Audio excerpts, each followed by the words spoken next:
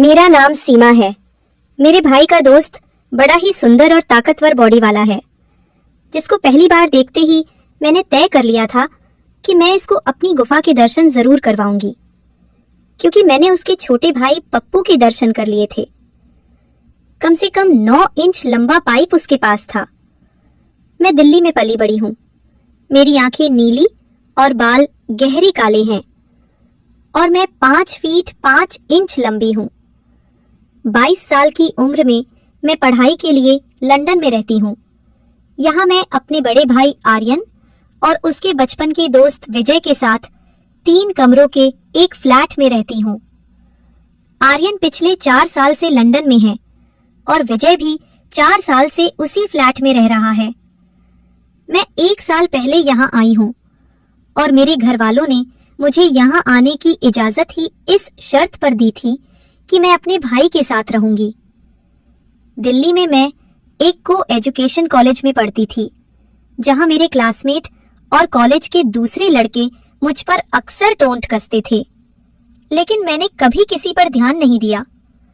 मेरा सारा ध्यान अपनी पढ़ाई पर था और मैं हमेशा नई चुनौतियों की तलाश में रहती थी। इसी दौरान मेरा दाखिला लंदन के एक प्रतिष्ठित कॉलेज में हो गया और मैं अपने सपनों को पूरा करने के लिए यहाँ आ गई। मेरी इच्छा थी कि मैं अपने भाई से अलग रहूं ताकि अपनी आजादी से जिंदगी जी सकूं, लेकिन घर वालों की ये शर्त कि मैं भाई के साथ रहूंगी एक ऐसी बाधा थी जिसे मैं पार नहीं कर सकती थी। जब मैं यहाँ पहुंची तो विजय को देखकर हैरान रह गई। वह 5 फीट 10 इंच लंबा, सांवले रंग का और एक जिम बदन वाला नौजवान था। उसकी उम्र भी लगभग 24 साल होगी, यानी मुझसे कुछ साल बड़ा। वह गजब का खूबसूरत था, जो मुझे अपनी तरफ खींचती थी। लेकिन हैरान करने वाली बात यह थी कि वो हमेशा मुझसे दूर रहने की कोशिश करता। दूसरे लड़कों की तरह उसने कभी भी मुझसे ज्यादा परेशान करने की कोशिश नहीं की, बल्कि काम की बात भी वो मुझसे कभी कभार ही करता था, और वो भी बहुत कम। उसका तरीका कुछ ऐसा था कि जैसे वो मुझे बिल्कुल देख ही नहीं सकता। वो उसी वक्त घर आता जब आर्यन भाई भी मौजूद होते। अगर कभी ऐसा होता कि मैं घर में अकेली होती तो विजय भी घर से बाहर चला जाता और उस वक्त वापस आता जब आर्यन घर आ जाते। ये बात मुझे हैरान करती कि आखिर वो मुझसे इतना क्यों डर रहा है। मैंने कई बार उसके साथ बात करने की कोशिश की, लेकिन वो हर बार चला जाता और मुझे अनदेखा कर जाता, जैसे उससे किसी ने बात ही ना की हो। जैसे जैसे वो मुझे अनदेखा करता, मुझ में उसे पाने की इच्छा बढ़ती जाती। उसकी बेरुखी मेरे दिल में उसके लिए जिज्ञासा और आकर्षण पैदा कर रही थी। मुझे इस बात का भी डर रहता कि अगर मैं कभी उससे कोई बात करूं तो कहीं वो भाई को ना बता दे, कहीं आर्यन मुझसे नाराज ना हो जाए। लेकिन इसके बावजूद मैं अक्सर उससे बात करती रहती। हर बार मुझे उसकी तरफ से बेरुखी और नाकामी का सामना करना पड़ा। ये लड़का लंदन जैसे खुले माहौल में रहने के बावजूद यहाँ की बुराइयों और बेहतर जिंदगी से दूर था। हालांकि मेरा भाई कई बार शाम को बाहर दोस्तों के साथ चला जाता, लेकिन विजय ऐसी तमाम बातों से बहुत दूर था। वो अपना ज्यादा वक्त पढ़ाई या अपने काम में लगाता था। उसकी यही संजीदगी थी जिसने मुझे उसकी तरफ खींचा और मैं उसे मन ही मन में चाहने लगी थी। एक दिन मैंने उसे अपने संतरे दिखा दिए। वीडियो पर आगे बढ़ने से पहले यदि आपने हमारे चैनल को सब्सक्राइब नहीं किया है तो कृपया सब्सक्राइब करें और उसके बगल में घंटी वाला बटन जरूर दबा दें। एक बार जब विजय की तबीयत खराब थी और वह दिन भर घर पर ही रहा, मैं भी जल्दी कॉलेज से वापस आ गई। बारिश का दिन था और मौसम काफी ठंडा था। आर्यन भाई उस वक्त अपनी नौकरी पर थे, इसलिए मैंने विजय के लिए चाय बनाई और उसे दे दी। मैंने देखा कि वह काफी बेचैन महसूस कर रहा था। उसने मेरे हाथ से चाय का कप लिया और खामोशी के साथ बैठकर पीने लगा। उसके चेहरे पर थकान साफ दिख रही थी।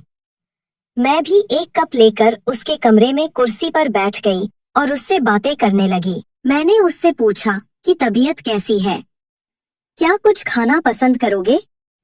वह मुझे किसी बात का जवाब नहीं देता और खामोश रहता। अपनी नजरें कभी अपने लैपटॉप पर रखता तो कभी खिड़की से बाहर बारिश को देखता। वह मुझे अनदेखा कर रहा था, लेकिन मैं ढीठ बनकर उसके सामने बैठी रही और दिल में सोचा कि देखती हूँ यह मुझे कब तक अनदेखा करता है। मेरा मकसद सिर्फ उससे बात करना नहीं था, बल्कि मैं उसकी करीबी महसूस करना चाहती थी। यह जानना चाहती थी कि उसके दिल में क्या चल रहा है। बातों के दौरान जब मैंने देखा कि वह मेरी तरफ ध्यान नहीं दे रहा, तो मैंने उससे सीधे सीधे यह पूछ ही लिया कि वह मुझे अनदेखा क्यों करता है। तो वह कहने लगा, तुम मेरे दोस्त की बहन हो और मेरे ख्याल में दोस्त की बहन अपनी बहन के बराबर होती है। मैं तुम्हारी इज्जत करता हूँ, इसीलिए तुमसे दूरी रखता हूँ। मैंने उससे कहा, दोस्त की बहन दोस्त भी तो हो सकती है, बल्कि एक बेहतरीन दोस्त। वो मेरी बात सुनकर थोड़ी देर खामोश हो गया। उसके चेहरे पर उलझन के निशान थे। मैंने इस मौके का फायदा उठाया और उसे अपने दिल की बात कह दी। मैं तुम्हें चाहती हूँ और तुम्हें पाकर रहूंगी। तुम मेरी जिंदगी का हिस्सा बन चुके हो। मेरी बात सुनकर वह कुछ देर हैरत से मेरी तरफ देखता रहा, फिर कहने लगा, ये बात ठीक नहीं है। अगर तुम्हारे भाई को मालूम हो गया तो वह तुम्हें कुछ नहीं कहेगा, बल्कि सारा इल्जाम मुझ पर डाल देगा। हमारी दोस्ती बरसों पुरानी है। मैं नहीं चाहता कि हमारी दोस्ती में दरार आए। यह रिश्ता आर्यन के लिए बहुत अहमियत रखता है। मैंने उसको कहा, तुम इसकी फिक्र ना करो, ये बात मुझ पर छोड़ दो, मैं सब संभाल लूंगी। उस दिन मुझे काफी हद तक कामयाबी मिली। मुझे लगा कि उसके अंदर भी दिल है और मैं उसके दिल तक पहुंच सकती हूँ। उसकी हिचकिचाहट और फिक्रमंदी ने मुझे यह यकीन दिलाया कि वह भी मुझे कुछ ना कुछ महसूस करता है। अब मुझे उसके दिल से डर दूर करना था और उसे यह यकीन दिलाना था कि इस रिश्ते में कोई खतरा नहीं है। खैर, इसी तरह वक्त गुजरता गया और अगले 2 हफ्तों तक मुझे कोई खास कामयाबी नहीं मिली। विजय का बर्ताव अभी भी एहतियाती था, हालांकि वो पहले से थोड़ा कम अनदेखा करने लगा था। इसी दौरान मेरे भाई आर्यन को रात के वक्त एक नई नौकरी मिल गई, जहां पहले वाली नौकरी से दुगना ज्यादा वेतन था। वो इस प्रस्ताव पर बहुत खुश था। मैंने भाई से बात की, वो ये नौकरी ना करें क्योंकि मैं रात के वक्त घर में अकेली रहूंगी और मुझे अकेलेपन से डर लगता है। तो वो कहने लगा, अकेली क्यों, विजय भी तो घर में ही होता है। विजय भी उस वक्त हमारे पास ही मौजूद था, अपने लैपटॉप पर काम कर रहा था। मैंने उस वक्त उसकी मौजूदगी का फायदा उठाते हुए कहा, विजय तो ऐसे होता है जैसे घर में कोई है ही नहीं।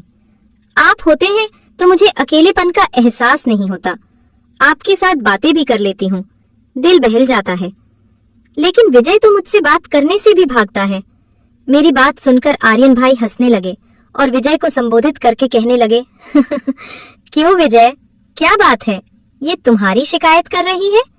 लगता है तुम्हारी तन्हाई से उसे बोरियत होती है।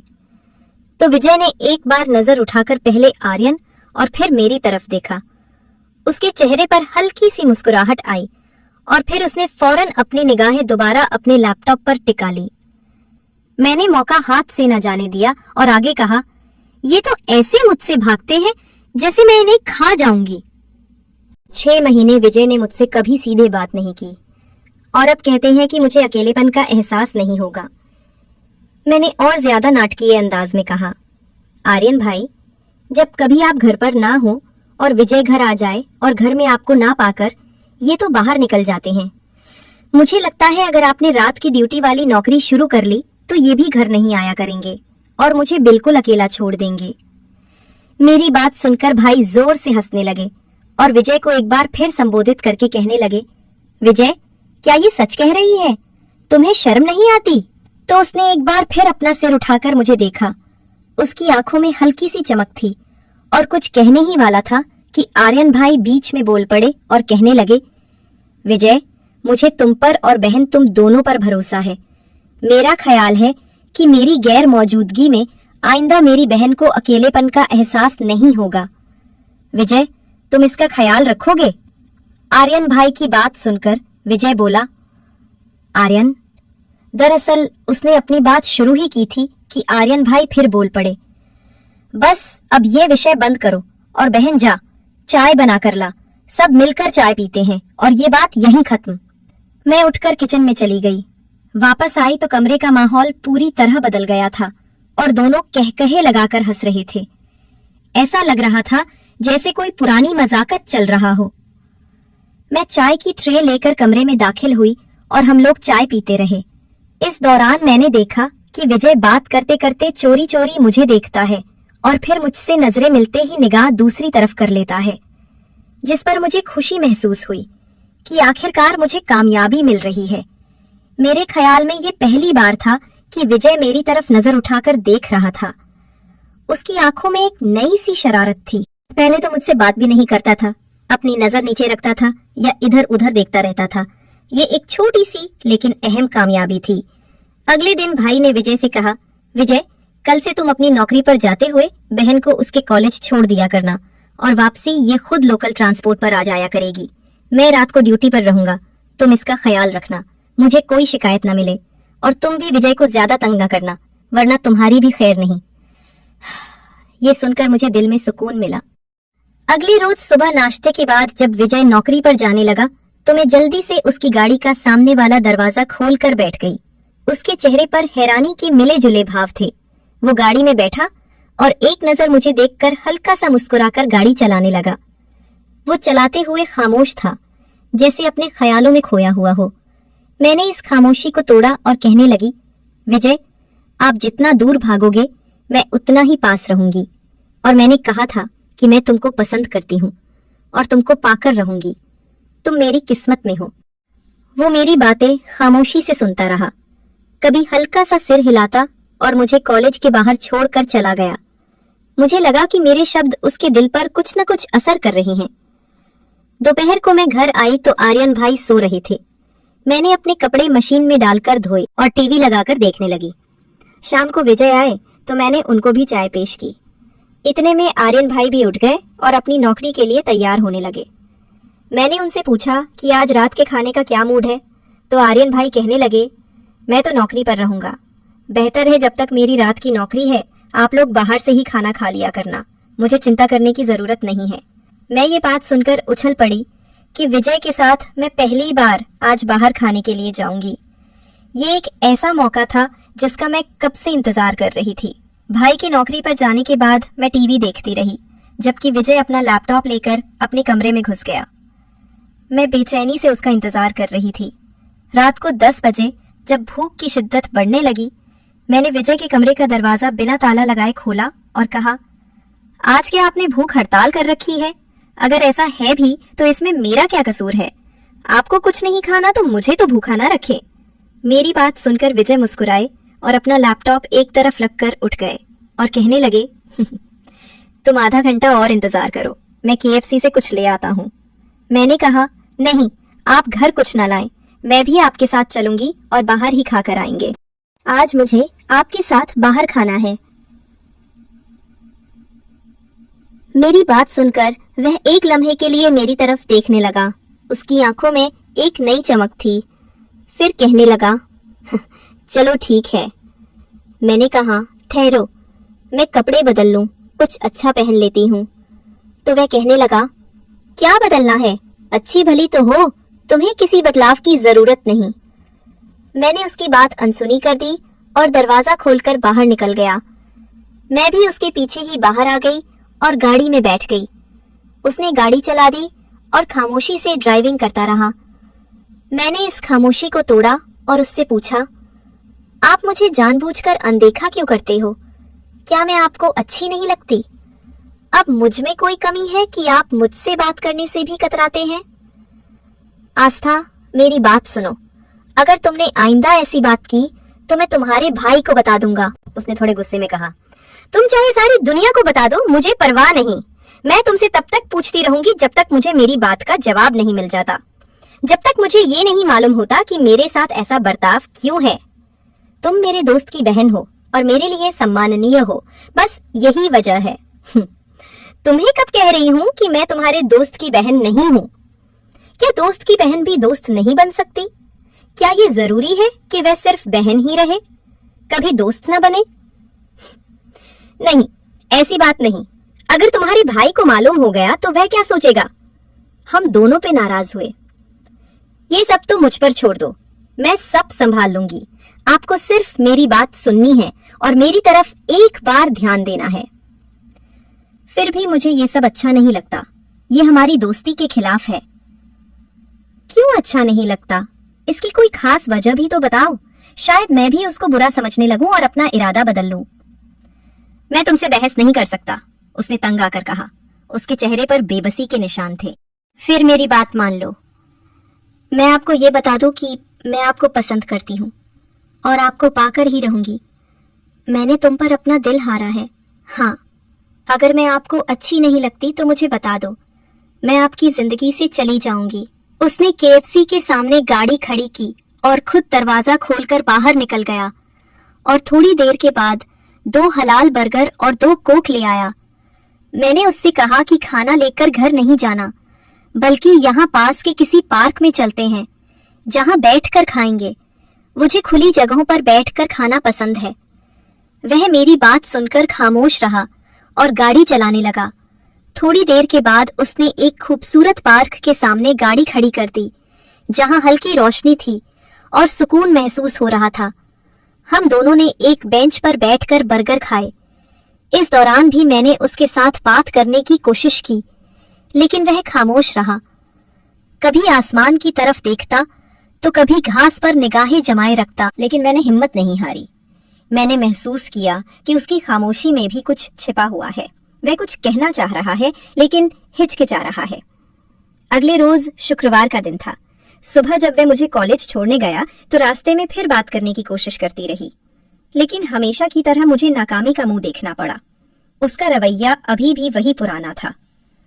उस दिन शाम को जब भाई नौकरी पर जाने लगे तो मैंने उनसे कहा, भाई आज आप नौकरी पर ना जाइए, मुझे आपके साथ वक्त बिताना है। क्यों, खैरियत तो है ना आस्था? क्या कोई समस्या है? नहीं, ऐसे ही आज मेरा बाहर खाने का मन कर रहा है। जब से लंदन आई हूँ कभी भी आप मुझे बाहर खाने के लिए नहीं लेकर गए। मुझे आपके साथ जाना है। मैं तो नहीं लेकर जा सकता, मेरी रात की ड्यूटी है। तुम विजय के साथ चली जाना, वह तो फॉरिक है। वह तो ऐसे इंसान है, न खुद कहीं जाते हैं न कहीं मुझे लेकर जाएंगे। उनको तो घर से बाहर निकलना भी पसंद नहीं। मेरी बात सुनकर आर्यन भाई हंसने लगे और कहने लगे, नहीं, ऐसी बात नहीं। वह है तो बहुत खुलशाम मिजाज आदमी, लेकिन तुमसे थोड़ा आरक्षित रहते हैं। पता नहीं क्यों मुझसे आरक्षित क्यों रहते हैं, ये मुझे मालूम नहीं। खैर छोड़ो इस बात को। अगर आप मुझे ले जा सकते हैं तो ले जाएं। वो मुझे नहीं लेकर जाएंगे। अगर उनके साथ जाने के लिए कहना है तो साफ कह दें कि मैं ना जाऊं। नहीं, ऐसी बात नहीं। तुम उसे कह देना, वो तुम्हें ले जाएगा। वो नहीं मानेंगे, आप खुद उनसे कह दें तो शायद आपकी बात मान लें। वो आपकी बात ज्यादा सुनते हैं। ठीक है, इस वक्त तो वो नौकरी पर व्यस्त होगा। जब आएगा तो मेरी फोन पर बात करवा देना, मैं उसे कह दूंगा। भाई की बात सुनकर मैं खुश हो गई। मेरा प्लान कामयाब हो गया था। मैं जानती थी कि भाई का कहना वो नहीं टालेगा। भाई चले गए तो मैंने उठकर फ्रेश होकर नीली जीन्स के साथ सफेद टी शर्ट पहन ली और हल्का सा मेकअप करके तैयार हो गई। मैंने आईने के सामने खड़ी रहकर खुद को देखा तो मैं बहुत खूबसूरत लग रही थी। मेरा आत्मविश्वास बढ़ गया था। मैं जब से लंदन आई थी आज पहली बार मैंने मेकअप किया था। हालांकि मेरे पास मेकअप का सामान मौजूद था, लेकिन मैं कभी भी खुद को तैयार करने की जरूरत महसूस नहीं करती थी। तैयार होने के बाद मैं विजय का इंतजार करने लगी। मेरा दिल जोर जोर से धड़क रहा था। एक अजीब सी बेचैनी थी। थोड़ी देर के बाद वो आया। मैंने दरवाजा खोला तो उसने मुझे देखा और एक लम्हे के लिए ठिठक कर रह गया। उसकी आंखों में हैरानी और कुछ और ही जज्बात थे, लेकिन दूसरे ही लम्हे वो संभल गया और अंदर दाखिल हो गया। मैंने दरवाजा बंद किया और अंदर आकर उसके लिए चाय बनाई। चाय के बाद मैंने उससे कहा, विजय, आज कहीं बाहर खाने के लिए ना चले? भाई ने कहा है कि आपके साथ चली जाऊं। उसने मुझे बिना देखे हुए कहा, मैं नहीं जा सकता। अगर जाना है तो आर्यन से कह देना, वो लेकर चला जाएगा। मैंने भाई से पूछ लिया है, वो कह रहे थे कि आपके साथ चली जाऊं और उन्होंने मुझे जोर दिया है कि आप मुझे लेकर जाएं। मुझे तो उसने नहीं कहा, आप उनसे फोन पर बात कर लें। नहीं, मैं नहीं करता उससे बात, और ना ही तुम्हें लेकर जाऊंगा। मेरे पास वक्त नहीं है और मुझे बाहर जाने का मूड नहीं है। मैंने विजय की बात सुनी और अपने फोन से भाई का नंबर मिलाया। जब बेल बजी तो मैंने फोन विजय को पकड़ा दिया। ये लो, भाई से बात कर लो, वो आपसे बात करना चाह रही हैं। नहीं, मैं नहीं करता, उसने फोन मेरी तरफ बढ़ाते हुए कहा। उसके चेहरे पर सख्ती थी। मैंने फोन पकड़ लिया और जैसे ही भाई ने फोन उठाया, मैंने रोने वाले अंदाज में कहा, भाई, मैंने क्या कहा था, विजय मुझे नहीं लेकर जाएंगे। आप खुद ही मुझे मना कर देते। मैं कितनी अकेली महसूस कर रही हूँ। नहीं, ऐसे कैसे हो सकता है? तुम मेरी बात विजय से करवा दो, भाई ने हैरानी से कहा। वो आपसे बात करने को भी तैयार ही नहीं। वो तो कह रही हैं कि उनको मुझसे बाहर जाने का बिल्कुल मूड नहीं है। ठीक है, मैं उसको खुद फोन करता हूँ। भाई ने फोन बंद कर दिया। अगले ही लम्हे विजय के फोन पर घंटी बजने लगी। विजय ने मेरी तरफ गुस्से भरी निगाहों से देखते हुए फोन उठाया। हेलो, क्या हाल है आर्यन? फिर उसने मुझ पर नजर डाली और भाई से कहने लगा, क्या मैं कैसे ले जा सकता हूँ इसको यार, मुझे काम है। मेरी बात तुम समझते क्यों नहीं? दूसरी तरफ से भाई ने जाने विजय को क्या कहा। विजय ने मेरी तरफ देखा और फोन बंद कर दिया और मुझे कहने लगा, ठीक है, लेकिन जाना कहाँ है? किसी अच्छे से होटल पर चलते हैं जहाँ लाइव म्यूजिक हो।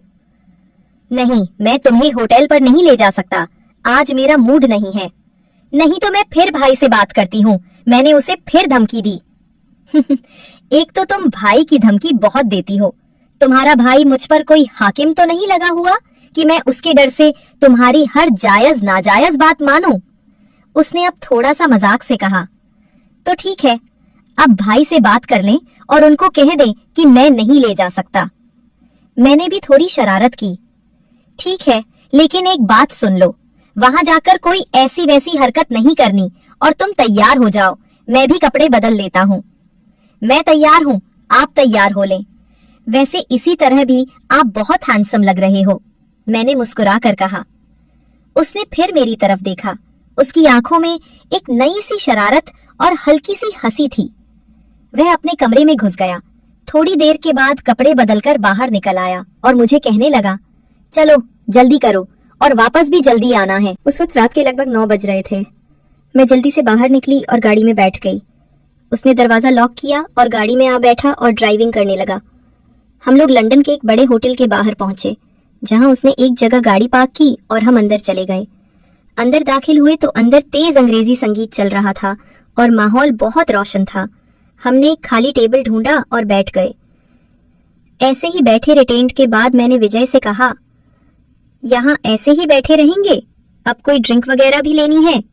वो कहने लगा, तुम बैठो, मैं कुछ ले आता हूँ। मैंने उससे कहा, नहीं, आप बैठे, मैं लेकर आती हूँ, आप थक गए होंगे। वो उठने लगा, लेकिन मैं उससे पहले उठ चुकी थी, जिस पर वो बैठ गया और उसने अपने पर्स से मुझे कुछ पैसे दिए। मैंने ड्रिंक के 2 ग्लास लिए और टेबल पर आ गई। ड्रिंक देखकर वो गुस्से के अंदाज में बोला, ये क्या ले आई हो? मैंने तुमसे कहा था कोक लानी है, लेकिन तुम ये उठा लाई। उसके चेहरे पर नाराजगी साफ दिख रही थी। मैंने उससे कहा कि आपको ड्रिंक नहीं पीनी तो ना पिए, मैं 2 ग्लास पी लूंगी और आपके लिए कोक ले आती हूँ। उसने मुझे कहा, मैं नहीं पीता और तुम्हें भी नहीं पीने दूंगा। लेकिन मैंने जिद की तो वो खामोश हो गया। मैं फिर उठी और उसके लिए कोक ले आई और टेबल पर बैठकर ड्रिंक का ग्लास उठाकर पीने लगी और विजय भी एक एक घूंट कोक पी रहा था। थोड़ी देर के बाद मैंने अपना ग्लास फिर उठाया और पूरा ग्लास पी लिया और उसके बाद हम घर आए और मैं सो गई और मुझे नींद आ गई। वो रात मेरे लिए एक यादगार रात थी।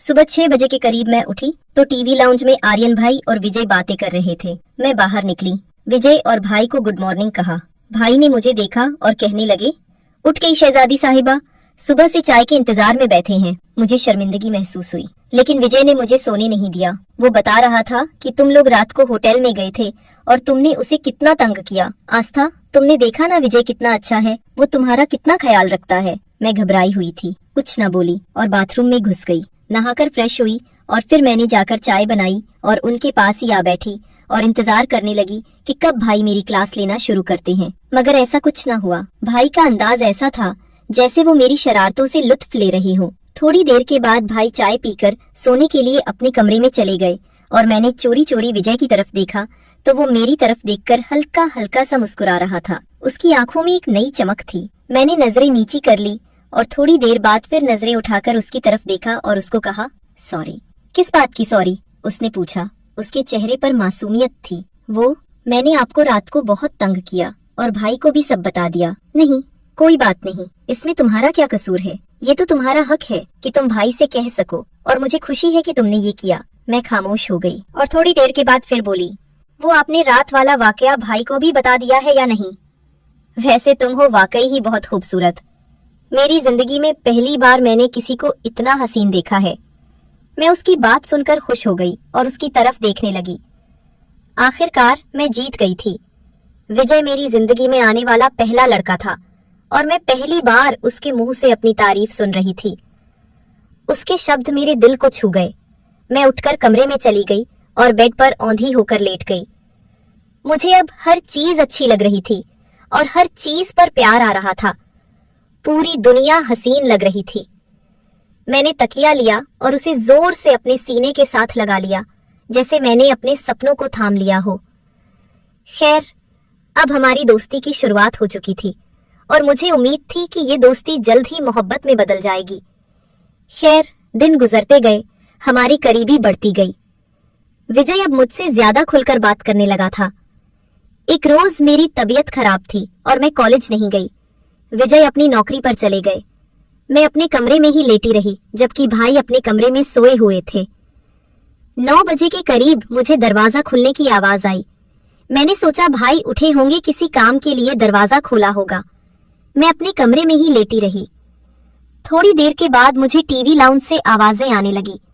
उनमें भाई के साथ किसी महिला की भी आवाज शामिल थी, जो हिंदुस्तानी लहजे में अंग्रेजी बोल रही थी। दोनों अंग्रेजी भाषा में कुछ बोल रहे थे। उनकी आवाजें काफी धीमी थी। मैं उठी और दरवाजा हल्का सा खोलकर देखा तो आर्यन भाई एक गोरी महिला के साथ बातें कर रहे थे। वो महिला कोई 24 से 25 साल की होगी, खूबसूरत और आकर्षक। वो गोरी महिला 1 घंटे से ज्यादा वक्त घर में मौजूद रही और फिर चली गई। भाई फिर अपने कमरे में जाकर सो गए। खाने के वक्त भाई उठे तो मैंने उनको महसूस नहीं होने दिया कि मैंने उनको किसी महिला के साथ देखा है। मैंने बहुत एहतियात से ये बात छिपाई। खाने के बाद भाई भी अपनी रात की ड्यूटी पर चले गए। थोड़ी देर के बाद विजय आए और हम लोग बाहर खाने के लिए गए। उस दिन मौसम अच्छा था और हमने एक रेस्टोरेंट जाने का फैसला किया। वहां पहुंचकर हमने खाना ऑर्डर किया और इस दौरान मैंने सभी घटनाओं से उनको अवगत कराया। अपने भाई और उस महिला की मौजूदगी के बारे में बताया तो उसने बताया कि वो लड़की मां सीधी है और उसके भाई के साथ काफी अरसे से दोस्ती है। आस्था, तुम्हारे आने से पहले वो अक्सर घर आती थी, लेकिन तुम्हारे आने के बाद आर्यन ने उसे घर आने से मना कर दिया था ताकि तुम्हें कोई परेशानी न हो। वो तुम्हारी इज्जत करता है। आज आर्यन को मालूम नहीं था कि तुम कॉलेज नहीं गई, इसीलिए उसे बुला लिया। ये सुनकर मुझे आर्यन भाई पर थोड़ा गुस्सा आया, लेकिन विजय ने मुझे समझाया कि वो ऐसा क्यों कर रहा था। एक दिन जब हम लोग बाहर खाने से वापस आए, मैंने चाय बनाई और साथ में बिस्किट ले आई। चाय पीते हुए मैंने एक बिस्किट उठाया और विजय के मुंह में डाल दिया। वो मेरी तरफ देखने लगा। उसके चेहरे पर हैरानी के साथ एक दिलकश मुस्कुराहट थी। खैर, उसने कहा, कुछ नहीं, और बिस्किट खा लिया। अब मैं उम्मीद कर रही थी कि वो भी मुझे बिस्किट खिलाएगा, लेकिन ऐसा कुछ ना हुआ। वो सिर्फ मुस्कुराकर मेरी तरफ देखता रहा। खैर, चाय के बाद मैंने बर्तन उठाए और उसके बाद आकर सोफे पर बैठ गई और मैं उसे देख रही थी। वो भी मेरी तरफ देखने लगा। हमारी नजरें मिली और उसकी आंखों में मुझे अपने लिए मोहब्बत दिखाई दी। उसके बाद वो उठकर अपने कमरे में चला गया। शायद उसे और बात करने में हिचकिचाहट महसूस हो रही थी। मैं भी उठी और अपने कमरे में चली गई, लेकिन उस रात मुझे नींद नहीं आई। मेरे दिल दिमाग में विजय के साथ गुजरा हुआ हर लम्हा ताजा था और मैं ये सोच रही थी कि हमारे रिश्ते का अगला मोड़ क्या होगा। क्या हम कभी एक हो पाएंगे? अगला भाग देखने के लिए कमेंट्स करें और अगर कहानी अच्छी लगी हो तो लाइक करें। साथ ही चैनल को सब्सक्राइब करना मत भूलें।